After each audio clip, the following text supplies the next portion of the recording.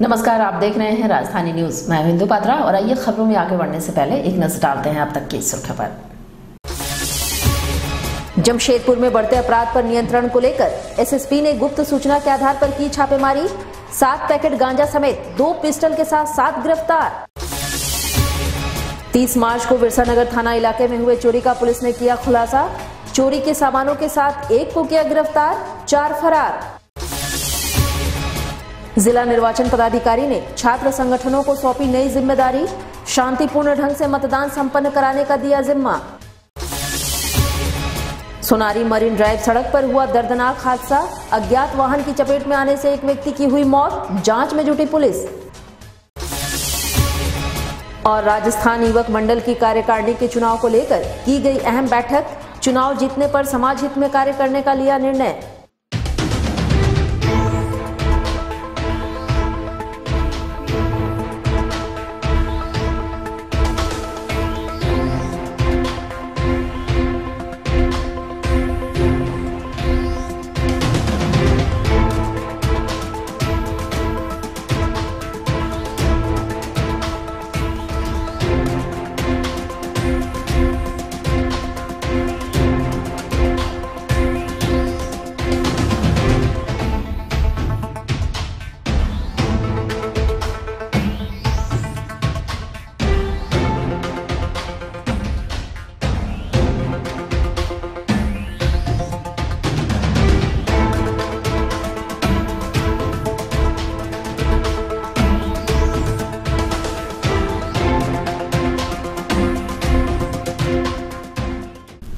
और अब खबरें विस्तार से। जमशेदपुर के बिरसानगर थाना में 30 मार्च को हुए चोरी की लिखित शिकायत थाने में दर्ज कराई गई थी, जिसके बाद पुलिस ने एक टीम का गठन कर इस मामले का उद्भेदन किया। पुलिस ने चोरी में शामिल एक अपराधी को भी गिरफ्तार किया है। वहीं 4 सदस्य भागने में सफल रहे हैं। गिरफ्त में आए चोर के पास से घर में चोरी किए गए सोने के गहने, टीवी, बैंक के एटीएम, मोटरसाइकिल समेत कई चोरी के सामानों को बरामद किया गया। इसकी जानकारी सिटी एसपी प्रभात कुमार ने प्रेस वार्ता कर दी। उन्होंने बताया है कि इन लोगों द्वारा शहर के घरों में चोरी की घटना को अंजाम देकर सामानों को कम दामों में बेचा जाता था। फिलहाल पुलिस ने एक सदस्य को गिरफ्तार कर लिया है और 4 लोगों की गिरफ्तारी के लिए छापेमारी की जा रही है। ठीक, ले जाओ। दिनांक 30 मार्च 2019 को बिरसानगर थाना क्षेत्र के जोन नंबर 5 में एक चोरी की घटना रिपोर्ट हुई थी। जो वादनी थी उनके द्वारा बताया गया कि 25 जनवरी को ही वो अपने पति के इलाज के लिए बेंगलोर गए हुए थे और फिर लगभग 1.5 महीने बाद पड़ोसी के द्वारा उनको फ़ोन करके बताया गया कि शायद घर में चोरी हुई है और पड़ोसी के द्वारा थाना को भी फ़ोन किया गया था। थाना के पदाधिकारी वहाँ पहुँचे और पाया गया कि उस घर में चोरी हुई है। उसके बाद वादनी आई और तब प्राथमिकी दर्ज हुआ। प्राथमिकी दर्ज होने के बाद डीएसपी सिटी के नेतृत्व में एक टीम का गठन किया गया था और ये टीम बहुत ही प्रोफेशनल तरीके से काम करते हुए न सिर्फ चोरी करने वाले एक चोर को गिरफ्तार किया है, बल्कि चोरी किए गए सभी सामानों की बरामदगी हो गई है। इस चोरी में 4 लोग इन्वॉल्व थे, जिसमें से एक आदमी की गिरफ्तारी हो गई है। बाकी 5 लोग इन्वॉल्व थे इसमें, जिसमें एक की गिरफ्तारी हो गई है। 4 लोग की गिरफ्तारी के लिए भी प्रयास किया जा रहा है।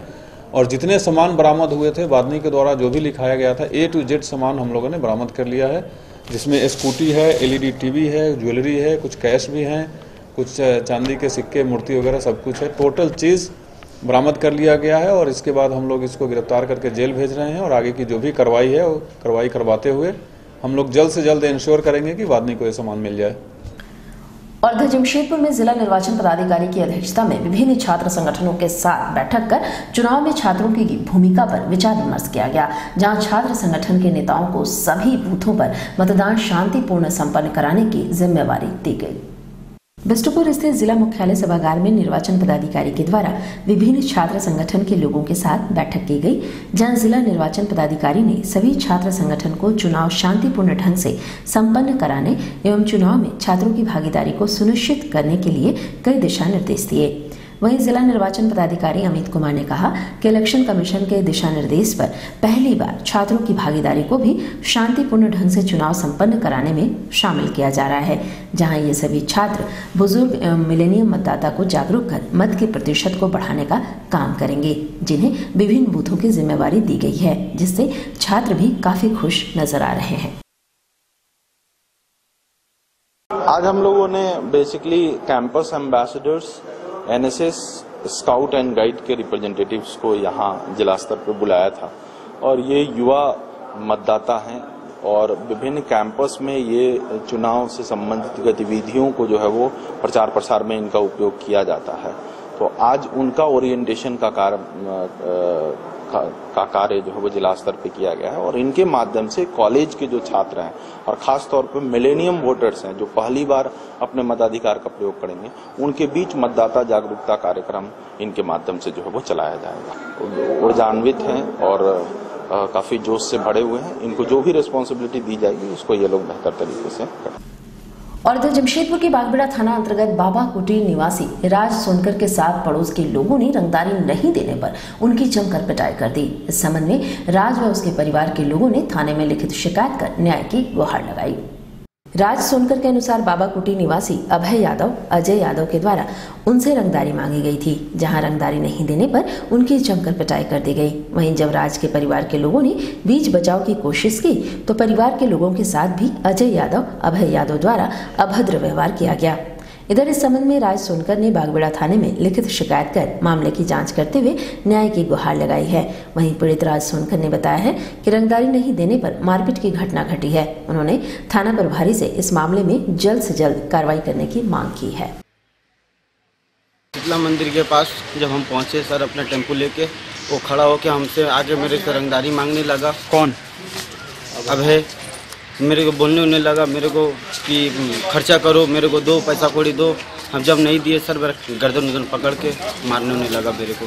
बस सर नहीं मालूम वो मेरे से क्या मांगता है, क्या चाहता है, नहीं मालूम सर। बस मेरे को गाड़ी घोड़ा चलाते हैं सर, ऑटो अपना चलाते हैं। मेरे को जब एक बार हुआ है सर, एक बार दोबारा भी मारा था मेरे को। ये फिर हुआ सर, फिर मेरे को बोलता है, धमकी देता है कि घर से निकाल कर मारेंगे। सर 4-5 जन आए थे, ठीक है। आ तरफ मारते मारते हमको फिर लेके आया सर हमारे घर में। मेरी मदर, मेरी सिस्टर को, मेरी दादी को मारने लगा। उसकी मम्मी भी, गुड़िया देवी भी मिलके और धमकी देती है। और इधर जमशेदपुर के सोनारी में अज्ञात वाहन की चपेट में आने से एक व्यक्ति गंभीर रूप से घायल हो गया। उन्हें किसी ने लाकर एमजीएम अस्पताल पहुंचाया, जहां इलाज के दौरान ही मौत हो गई। मृतक की पहचान योगेंद्र मिश्रा के रूप में हुई है, जो गम्हरिया के उषा मार्टिन कंपनी के परचेज अधिकारी के पोस्ट से रिटायर्ड किए थे। रोज की तरह वे अपने सोनारी स्थित आशियाना गार्डन फ्लैट से मॉर्निंग वॉक के लिए निकले थे। घंटों घर नहीं पहुंचे तो घर वालों ने इसकी सूचना पुलिस को दी, जिसके बाद पुलिस ने बताया कि एक व्यक्ति एमजीएम में है। परिजन एमजीएम पहुंचे तो उन्होंने उन्हें मृत पाया। वहीं मृतक के पुत्र मर्चेंट नेवी में कार्यरत हैं। वह पिता के शव को देखकर ही उनके पुत्र का रो रो कर बुरा हाल है। फिलहाल पुलिस शव को कब्जे में लेकर पोस्टमार्टम के लिए भेजती है और अज्ञात वाहन की धरपकड़ का प्रयास कर रही है। आशियाना में 8 डेजी ब्लॉक में रहते हैं। सुबह मॉर्निंग वॉक में निकले थे तो मेरिन ड्राइव की तरफ जा रहे थे तो वहीं एक्सीडेंट हुआ। कोई इनको पहुंचाया, जैसा कि मालूम हुआ हम लोगों को। अभी नहीं रहे, कलोसा मार्टिन के बच्चे अफसर हुआ करते थे, रिटायर हुए थे। हम लोग को थाना का थ्रू मिसिंग खबर वगैरह किए थे तो वहीं से डेली मॉर्निंग वॉक जाते थे। सुबह 7 बजे, पौने 7 बजे। ये उषा मार्टिन से रिटायर हुए थे, वहाँ से बच्चे के अफसर थे। और यहाँ आपको बताएं कि देश और राज्य भर में लोकसभा चुनाव के लिए विभिन्न दलों ने एक मंच पर आकर जनमत का निर्माण किया है। जी हाँ, और जमशेदपुर पूर्वी तथा चाईबासा सीट के उम्मीदवार की घोषणा भी इनके द्वारा कर दी गई है। दोनों ही प्रत्याशियों ने मिलकर गुरुवार को संवाददाता सम्मेलन को संबोधित करते हुए पक्ष और विपक्ष दोनों पर निशाना साधा। इस तीसरे मोर्चे के द्वारा जमशेदपुर पूर्वी सीट से जेपीपी पार्टी के अध्यक्ष सह पूर्व विधायक सूर्य सिंह बेसरा को मैदान में उतारा गया है। साथ ही चाईबासा सीट के लिए पूर्व सांसद कृष्णा मार्डी को मैदान में उतारा गया है। बातचीत के क्रम में जमशेदपुर पूर्वी सीट के उम्मीदवार सूर्य सिंह बेसरा ने कहा है कि जहां एक तरफ केंद्र सरकार जुमलेबाजी कर रही है, वहीं दूसरी ओर अब झारखंड में विपक्ष महागठबंधन बनाकर उतर रही है, जिसमें सभी भ्रष्टाचारी हैं। इन्होंने कहा है कि उक्त गठबंधन में शामिल 4 पूर्व मुख्यमंत्री हैं, जिन्होंने बड़े बड़े घोटाले किए हैं और इस कारण से अब जनता इन्हें दरकिनार कर तीसरे मोर्चे को आगे लाएगी।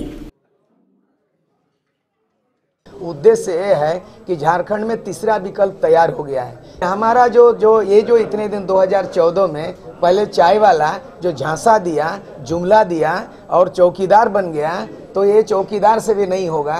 तो झारखंड देश का अगर चौकीदार चोर है, ये इस कहावत चरितार्थ हो गया, तो झारखंड में तो अली बाबा 40 चोर है।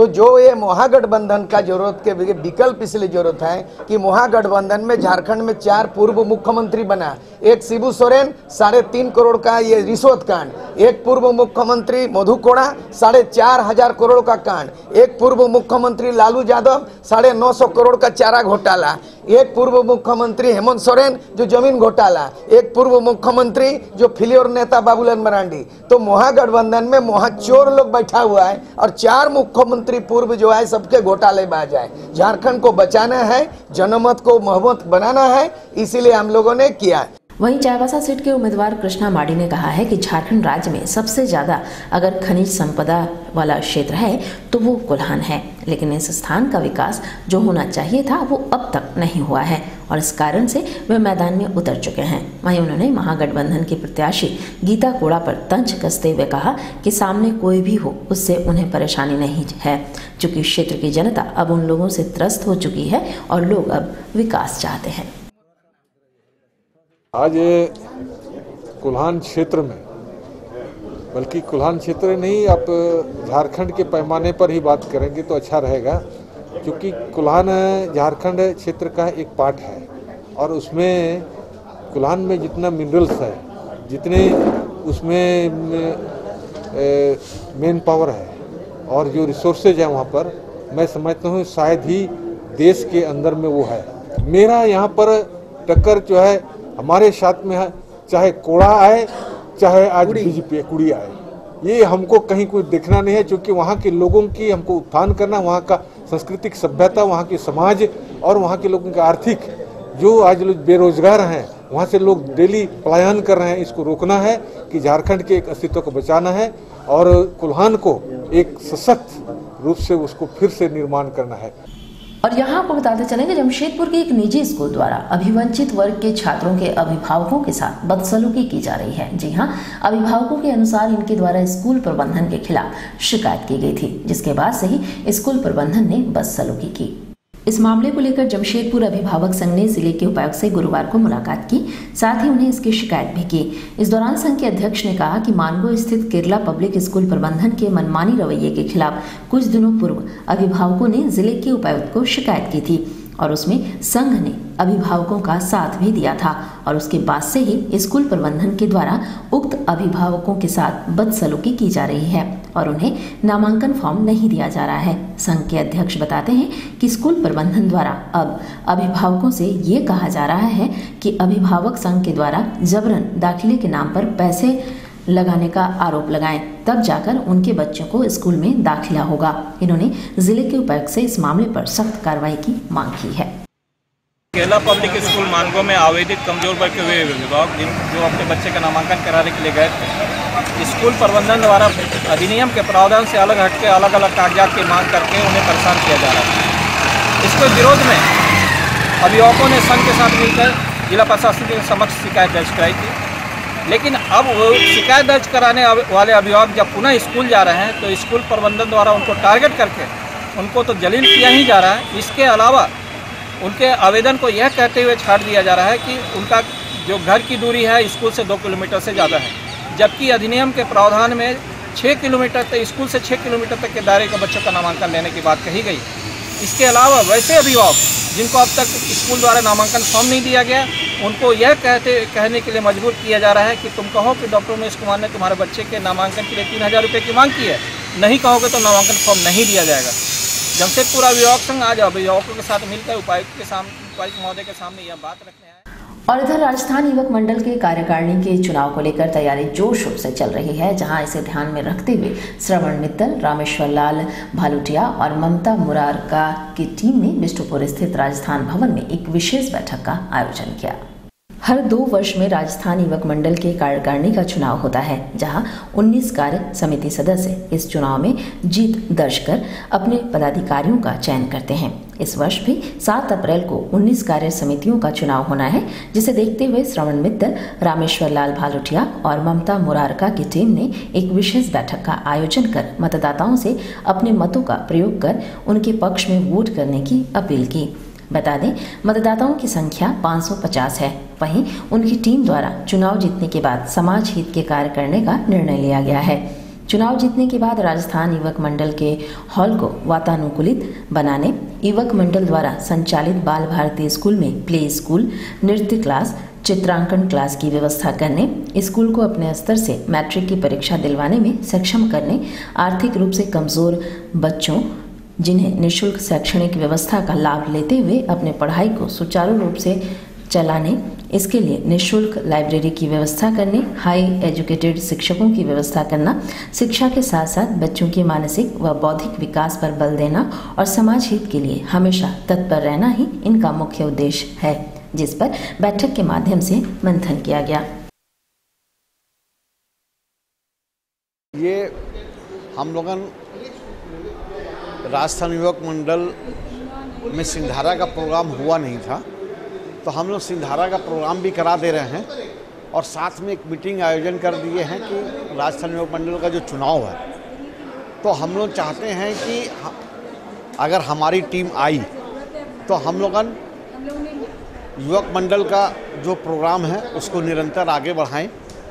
उसमें हम चेंज नहीं चाहते हैं, चेंज नहीं करना चाहते, विकास करना चाहते हैं। स्कूल जो हम लोग की मेन है राजस्थान युवक मंडल, उसका हम निरंतर विकास करना चाहते हैं कि वो खूब ऊंचाई तक जाए। यही हमारी प्राथमिकता है कि हम लोग हर प्रोग्राम को सही ढंग से सिस्टम से लेके चलें और स्कूल में जो इंग्लिश मीडियम अभी हम लोग स्टार्ट किए 1 साल पहले, उसको और ऊंचाई तक ले जाए। उसमें हमारी पहली प्राथमिकता रहेगी। 7 अप्रैल को संध्या 6 बजे से चुनाव है। राजस्थान युवक मंडल का मुख्य उद्देश्य था कि जुगसलाई में छात्रों के लिए विद्यालय का उपलब्ध कराना, लेकिन हमारी टीम आने पर विद्यालय के साथ साथ हम लोग हम लोगों का भवन है उसका बहु उपयोग करने वाले हैं। जैसे उसमें हम लोग विद्यालय के साथ साथ अन्य क्लासेस का शुरुआत करेंगे, वो चाहे बच्चों के लिए डांसिंग प्रतियोगिता हो, प्रोग्राम हो, या ड्राइंग प्रोग्राम हो, या योगा का प्रोग्राम हो, या मेडिटेशन का कार्यक्रम हो, अन्य क्लास को हम लोग डेवलपमेंट करने का प्रयास करेंगे ताकि हम लोगों का भवन 12 घंटा समाज के उपयोग में कार्य है।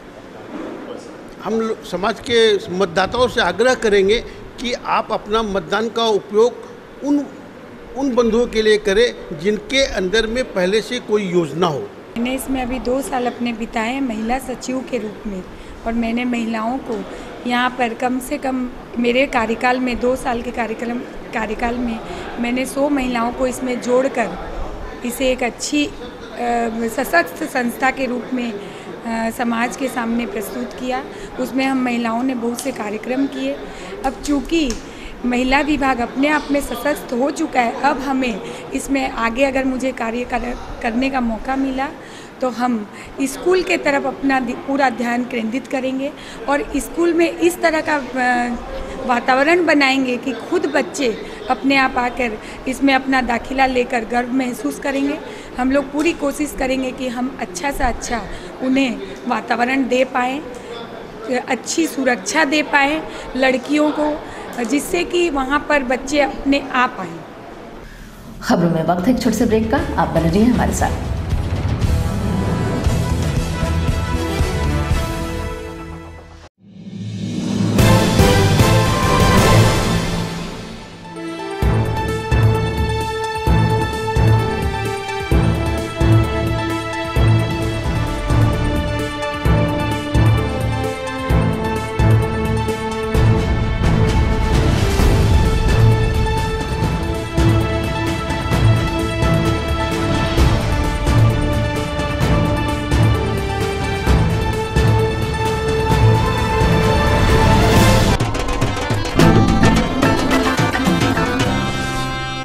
Hello Indians, it's time to be responsible. Please cast your vote and be part of the 2019 Lok Sabha elections. Make your vote count. Every run counts in cricket and every vote will count in election. So go and vote. देश के लिए vote करने से कोई भी छूटे ना। याद रहे, इस महा त्योहार एक भी वोट छूटे ना। Don't be out, participate in democracy and make your vote count. So go vote.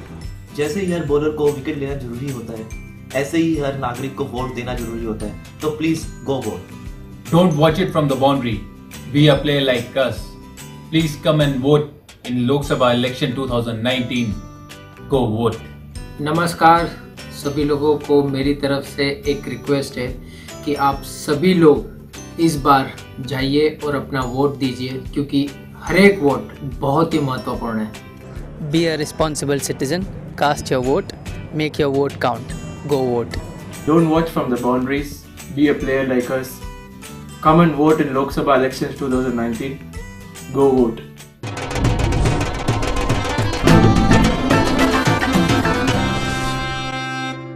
साहब, सिक्का। वेरी गुड, सिक्का ले आया। अब छत से पानी टपकना, दीवार की सीलन, सभी प्रॉब्लम चुटकियों में मिट जाएगी। इतनी पुरानी प्रॉब्लम सॉल्व हो जाएंगी? क्या मतलब? वर्ल्ड क्लास कंपनी है, दुनिया भर की ऐसी सभी प्रॉब्लम सॉल्व कर रही है। सिक्का यानी हम सब की खुशी। सिक्का वाटर प्रूफिंग सिस्टम। अब चिंता किस बात की? सिक्का है ना। जागो ग्राहक जागो, असली पहचानो। कलश का रजिस्टर्ड ट्रेडमार्क नंबर और होलोग्राफिक देखकर ही खरीदे। कलश सूजी, मैदा, बेसन, सत्तू एवं शरबती आटा।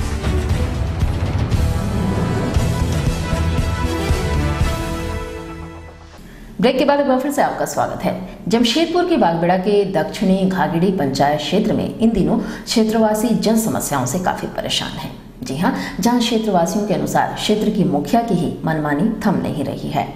स्थानीय लोगों के अनुसार मुखिया क्षेत्र में न रहकर बर्मा माइंस में रहती हैं, जिन्हें क्षेत्र की जनता की समस्याओं से कोई सरोकार ही नहीं है। इस संबंध में स्थानीय व्यक्ति बबुआ सिंह ने बताया है कि मुखिया अपने पसंदीदा 4 से 5 लोगों को ही काम देती हैं और पंचायत समिति सदस्य से अगर काम की गुहार लगाई जाए तो 4 से 5% देने के बाद आधी का हिस्सा पंचायत समिति की ओर से मांगा जाता है, जो कि मुखिया के रिश्तेदार हैं।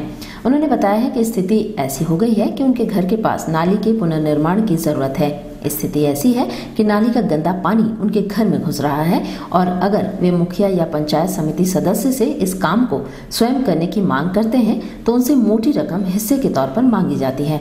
उन्होंने कहा है कि मुखिया सही से काम नहीं करती हैं और न ही ग्राम सभा की अनुमति लेती हैं। उनके अनुसार मुखिया सिर्फ अपनी मनमानी करती हैं। इसमें समस्या यही है कि मुखिया जी को हम लोग बोलते हैं तो मुखिया जी जो है आती नहीं है, तो मुखिया का काम देखता है उनका देवर भरत जोराब जो पंचायत समिति है। वो बोलता है कि हम काम तो देंगे लेकिन 5% मिले मुखिया को दीजिए, उसके बाद जो बचता है हमको उसमें 50% चाहिए।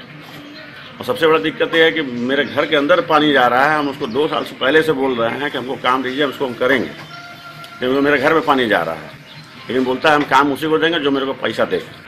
सिर्फ 3 से 4 आदमी का ही काम मिलता है और किसी को काम नहीं मिलता है। और इससे प्रधानमंत्री और मुख्यमंत्री बेरोजगारी दूर कर देंगे बोल रहे हैं। 11 दक्षिणी घागिड़ी में संतोष साहू, मनोज पात्रो, मुन्ना सिंह और एक सूर्यदेव कोई है।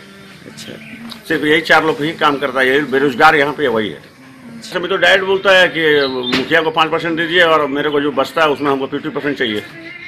और यहाँ आपको बताएं कि जमशेदपुर के मानगो थाना क्षेत्र में पिछले दिनों एक महिला तथा उनके परिजनों के साथ उन्हीं के परिजनों ने मारपीट की घटना को अंजाम दिया था और इस घटना में एक महिला की मौत भी हो चुकी है। वहीं एक महिला गायब है। भुक्तभोगी महिला ने इसकी शिकायत जिला पुलिस कप्तान से की है और साथ ही इस पर त्वरित कार्रवाई की भी मांग की है। गौरतलब है कि पिछले दिनों संजीव कुमार सिंह नामक व्यक्ति द्वारा अपने रिश्तेदार लखी सिंह तथा उनके भाई को फोन कर बुलाया गया और उनके साथ मारपीट की गई। इससे पूर्व संजीव सिंह ने लखी सिंह की मां के साथ मारपीट की थी और उसमें उनकी मां की मृत्यु हो गई थी। उनके तथा उनके भाई के साथ हुए मारपीट की घटना में उनके भाई को गंभीर चोटें आई थी और उनका इलाज अस्पताल में अभी भी चल रहा है। साथ ही इस घटना के बाद लखी सिंह की बहन जो खुद संजीव सिंह की पत्नी है वो भी गायब है। भुक्तभोगी ने कहा है कि उन्हें आशंका है कि उनकी बहन को भी उन्हीं के बहनोई संजीव के द्वारा जान से मार दिया गया है या फिर मामले को दबाने के लिए उन्हें गायब किया गया है। जिले के पुलिस कप्तान से उन्होंने इस मामले में त्वरित कार्रवाई की मांग की है। मामला है कि 3 दिसंबर को मेरी मां को जलाया गया, जिसमें संजीव सिंह, अभिलाषा सिंह और कौशल सिंह और मुकेश सिंह ये सब नाम का अभियुक्त है लोग हैं। 10 दिसंबर को मेरी मां डेथ कर गई। उसके बाद अभी तक ये लोगों पर कोई कार्रवाई नहीं है, कोई पुलिस का पकड़ नहीं है। जब भी सिटी साहब के पास आते हैं तो बोलते हैं हम जांच कर रहे हैं। ठीक है, अभी तक कोई जांच नहीं है। उस दरमियान 28 तारीख को हमको और मेरे भाई को मारा गया, जिसमें मेरे भाई का सर फट गया और MGM में एडमिट भी था। और अभी 2 दिन पहले कल पता चलता है कि वो अपनी पत्नी के साथ मारपीट किया कि क्या किया कुछ पता नहीं। मारपीट तो हमेशा करता ही था, वो जान से मार दिया कि क्या किया कि वो खुद भाग गई। हम लोग को कुछ मालूम है नहीं कि क्या हुआ उसके साथ। और हमको जैसे ही पता चला ऐसे एसएसपी साहब के पास आए कि सर उसका जांच किया जाए, मेरी बहन को खोजा जाए। हो सकता है वही हटा के हम लोग पर केस करने के लिए वो कुछ भी कर सकता है, क्योंकि इतना शातिर आदमी है। पहला बात कि उसका नाम संजीव कुमार सिंह है और अभय कुमार सिंह के नाम से प्रैक्टिस करता है। उसका सर्टिफिकेट नहीं है, उसका भाई का है, जो कि वो भी क्रिमिनल है, वो भी मर्डर केस में अंदर जा चुका है और उसके नाम से वो प्रैक्टिस करता है। हर समय गलत तरीका से हम लोग पर शुरू से हम लोग को तबाह, 2012 से उसका शादी हुआ, उस समय से हम लोग को तबाही किया।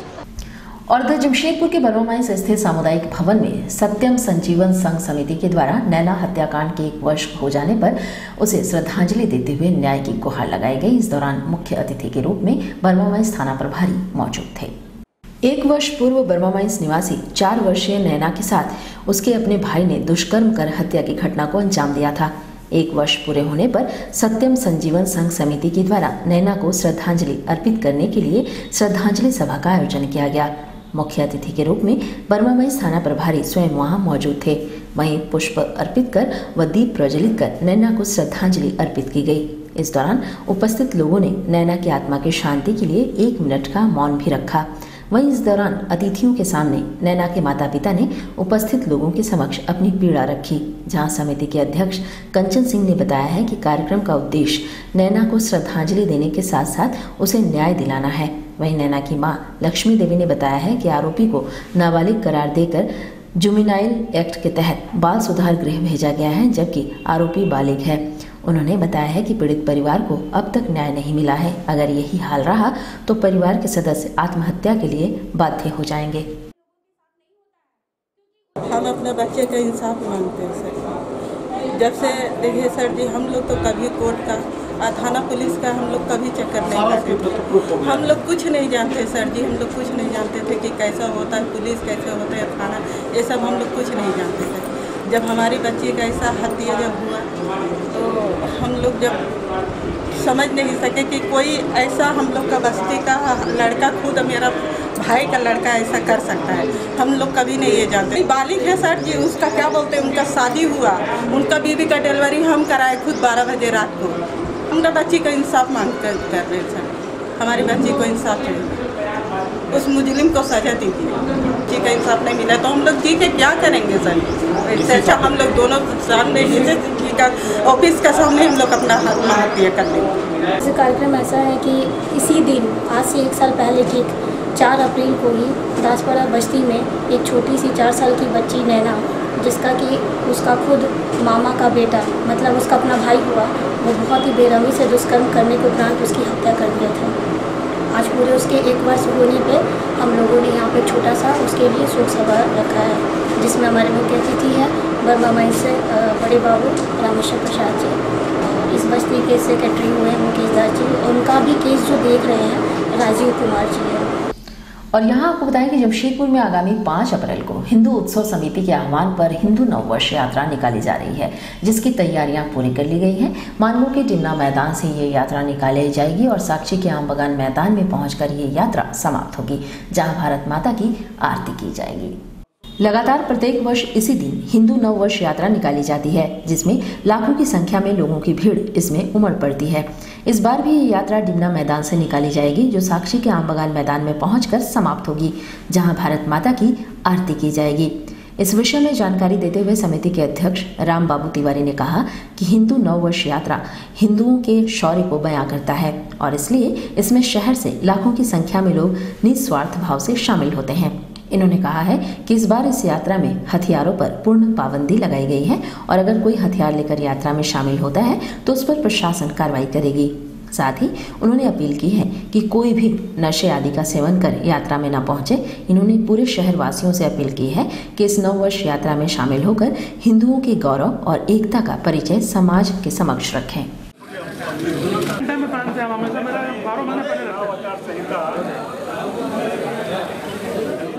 उत्सव यात्रा, नववर्ष यात्रा 5 तारीख को MGM डिमना से हम आम बगान की ओर जा रहे हैं। हम लोगों ने विगत वर्ष की भांति जिस प्रकार से अनुशासित होकर गए थे, इस बार भी जाएंगे।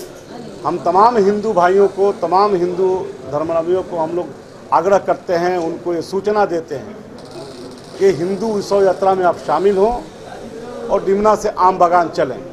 हम सबको पता है कि डिमना का नाम हम लोग रखा है अयोध्या और आम बागान का नाम रखा है कुंभ। आप अयोध्या आएँ और कुंभ के स्नान करके अपने अपने घरों में भारत माता की आरती की पूजन करके जाएं। और ये भी आग्रह करते हैं कि इसमें सभी नौजवान, उसमें कोई ऐसा व्यक्ति नहीं हो जो उसमें दारू पी के आए, गुटखा खा के आए, स्वच्छता का भी ख्याल रखें या कोई हथियार लेके आए। ऐसा कोई भी अस्त्र शस्त्र कोई व्यक्ति अगर लेके आता है तो उसका जिम्मेवार वो स्वयं होगा। हम लोग हर जगह आग्रह किए हैं कि यात्रा अनुशासित हो, उत्साह से भरा यात्रा हो। और वहीं जमशेदपुर में सरहुल पर्व से पूर्व 5 अप्रैल को सरहुल नाइट का आयोजन किया जा रहा है, जिसमें आदिवासी परंपरा एवं संस्कृति की झलक शहरवासियों को देखने को मिलेगी। इसकी जानकारी एक प्रेस वार्ता के दौरान दी गई। बता दें कि सरहुल पर्व आगामी 8 अप्रैल को मनाया जाएगा।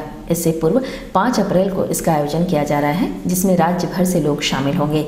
इस कार्यक्रम में राज्य से प्रमुख आदिवासी संगीतकार अपनी प्रस्तुति देंगे। कार्यक्रम के माध्यम से लोगों के बीच आदिवासी संस्कृति की झलक को प्रस्तुत किया जाएगा। वहीं इस बार इस कार्यक्रम को ट्राइबल चैम्बर ऑफ कॉमर्स के द्वारा सहयोग किया जा रहा है। कार्यक्रम स्थल में आदिवासी समुदाय के उद्यमियों के द्वारा स्टॉल्स भी लगाए जाएंगे, जिसमें लोगों को ये जानकारी दी जाएगी कि अब आदिवासी समुदाय के लोग भी उद्यमिता के क्षेत्र में आगे बढ़ रहे हैं। आगामी 8 तारीख को जो सरहुल का त्यौहार जो मनाने वाला है, उसके उपलक्ष्य में उसके पावन अवसर पर कर एक सरहुल नाइट, सरहुल पूर्व संध्या का आयोजन एक रिको मैदान में संध्या 6 बजे से आयोजन किया जाएगा। आयोजन जो अखिल भारतीय आदिवासी विकास परिषद की तरफ से किया जा रहा है। क्या है कि आदिवासी का जो संस्कृति सभ्यता काफ़ी समृद्ध तो है, लेकिन हम लोग चाहते हैं कि संस्कृति तभी बचेगा जब लोग बचेंगे। तो एक हम लोगों को आर्थिक समृद्धि की ओर ले जाना चाहते हैं। तो इसमें इस बार ट्राइबल चैम्बर एक मुख्य भूमिका में है कि लोगों को बिजनेस की तरफ लेके जा रहे हैं। तो काफ़ी सारे स्टॉल भी हमारे उद्यमी के द्वारा लगाया जाएगा, जो ताकि लोगों को पता चले कि हमारे लोग भी उद्यमिता के क्षेत्र में आ रहे हैं। और अब चलते चलते एक नजर अब तक की सुर्खियों पर। जमशेदपुर में बढ़ते अपराध पर नियंत्रण को लेकर एसएसपी ने गुप्त सूचना के आधार पर की छापेमारी। 7 पैकेट गांजा समेत 2 पिस्टल के साथ 7 गिरफ्तार। 30 मार्च को बिरसा नगर थाना इलाके में हुए चोरी का पुलिस ने किया खुलासा। चोरी के सामानों के साथ 1 को किया गिरफ्तार, 4 फरार। जिला निर्वाचन पदाधिकारी ने छात्र संगठनों को सौंपी नई जिम्मेदारी। शांतिपूर्ण ढंग से मतदान संपन्न कराने का दिया जिम्मा। सोनारी मरीन ड्राइव सड़क पर हुआ दर्दनाक हादसा। अज्ञात वाहन की चपेट में आने से एक व्यक्ति की हुई मौत, जांच में जुटी पुलिस। और राजस्थान युवक मंडल की कार्यकारिणी के चुनाव को लेकर की गई अहम बैठक। चुनाव जीतने पर समाज हित में कार्य करने का लिया निर्णय। तो इस बुलेटिन में इतना ही। आप बने रहिए हमारे साथ। नमस्कार।